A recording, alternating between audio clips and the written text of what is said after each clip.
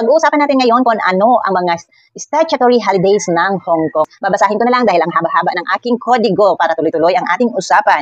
Ang statutory holidays of domestic helper in Hong Kong are mandatory holidays for domestic helpers according to the Hong Kong laws. According here, all domestic helper in Hong Kong are entitled to the 13th statutory holidays annually or yearly, regardless of the length of the service. Even if your domestic helper has worked for you for only 1 day, she is still entitled to statutory holiday. But sad to say, guys, karamihan talaga hindi nasusunod ang rules na ito. Karamihan sa mga employer, bago makuha ang statutory holidays ng domestic helper nila, ay pagkatapos pa ng 3 months. Ako guys, ganun din po ako. Nung unang dating ko po sa aking employer, bago ko nakuha yung aking statutory holiday or holidays, bukod sa day off, sa mga hindi pa nakaintindi kung anong pagkakaiba ng day off and statutory holidays, ang day off is yung rest day mo talaga sa isang linggo. Yun po guys, mandatory din po yan.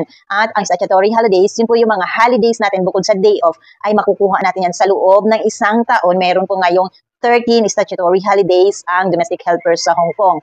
At nakalagay talaga dito sa law ng Hong Kong na ang domestic helper daw ay entitled sa kanyang statutory holidays kahit na bago ka o 3 araw ka pa lang kung nataon na may holiday na dyan, ay dapat makuha mo yung statutory holidays. Pero karamihan, as I've said before, karamihan talaga ng mga employer, 3 months pa nila ibibigay yung statutory holidays. Meron namang mga employer, kagaya ng sa kaibigan ko, lahat ng red sa kalendar, binibigay niya na holiday iyon. Swerte talaga kapag meron kayong employer na ganyan na lahat ng mga holidays ay pinapalabas ka. Dahil naiintindihan nila na kailangan din nating mag-recharge. Bukod sa day off, dapat lahat ng mga pula sana sa kalendar ng Hong Kong ay dapat ibigyan naman nila sa atin. Sana all ganon. Ayan. It's up to the employer kung ibibigyan nila statutory holiday ang kanilang general holidays. Kasi po guys, sa mga holidays sa Hong Kong, meron talagang 5 general holidays or 4 na lang pala kasi kinuha na nila dito or minandatory na nila na holiday, statutory holiday ang Buddha's birthday. Kaya naging 13 na ang holiday ng nandyan sa kalendaryo nila na holiday nila na nakalagay na public holidays pero hindi po tayo kasali doon. Ito ay yung mga Good Friday, Easter Saturday, Easter Monday, and Boxing Day. Ang alam ko talaga yung Boxing Day is December 26. Hindi po natin holiday yan. Ayan, uulitin ko. Ito po yung mga statutory holiday natin. Ilista nyo na po guys para kapag mayroon kayong mga pula or sinasabing holiday sa Hong Kong, ay malalaman ninyo na yun talaga ang ating holiday. Baka mamaya pag sinabing holiday ninyo, nagbihis na kayo kung saan umalis na kayo, hindi kayo nagpaalam sa inyong employer. Yun pala ay hindi natin holiday dahil po yung 4 na sinabi ko ay hindi po natin holiday yun. Holiday din po yan ng employer. Hindi po natin pwedeng ilabas yan hanggat hindi nila sinabi sa inyo dahil sa kanila ang holiday na yan. Yun po ang sinasabi kong public or general holidays ng ating employee. Ito po guys, kumuha na kayo ng inyong mga papel at ballpen para ilista ninyo para meron kayong guide. Merong update or sinabi nila noon, ewan ko sana masunod, every year daw, merong tatanggalin or merong imamandatory or kukunin na magawing statutory holiday. Sana magkaroon tayo ng general holiday ay makuha natin ang isa sa general holidays ng ating mga employer sa susunod na mga taon. Guys, ito po ang mga statutory holiday ng domestic helper. Ayun, tuwa na naman si Kunyang. Domestic helper ngayong 2023. Number 1, January 1, New Year's Day. January 23, 24, and 25. 3 days po yan guys ay Chinese New Year. Ayan, 3 araw magagala ang mga Kunyang. Tuwang-tuwa po yan guys. Nailista po ninyo. Napaaga po ngayon ang Chinese New Year kasi dati February. Ngayon ay January 23, 24, 25. 3 days po. Number 5, Qingming Festival.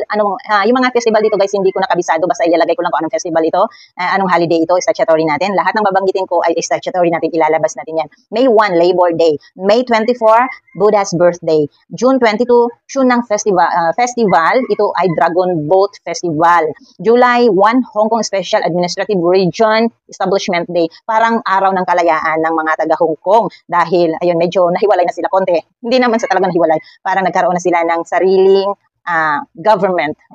Yun ang pagkakaintindi ko. Kasi ang Hong Kong ay part pa rin ng China kung tutuusin yan. September 30, the day following the Chinese Mid-Autumn Festival, ito po yung tinatawag nating Mooncake Festival. Day off day natin yan. Ay no, not day off, holiday natin yan. October 1, ito ay Sunday, National Day. Kaya yung statutory holiday, take note guys, kapag nataon siya sa linggo, automatic po yan, i-move yan the other day, or yung employer ninyo mag-aas ng ibang araw kung pwede yung statutory holidays mo ay gagawin mo or ikukunin mo sa ibang araw. Pero automatic talaga kung tutuusin, kapag ang statutory holiday ay nataon ng linggo, ay i-move yan sa Monday. So, sa halip na October 1, ang national day nating day off, kasi nataon siya talaga sa Sunday, nagiging October 2, Monday po yun. October 23, Chongyang Festival.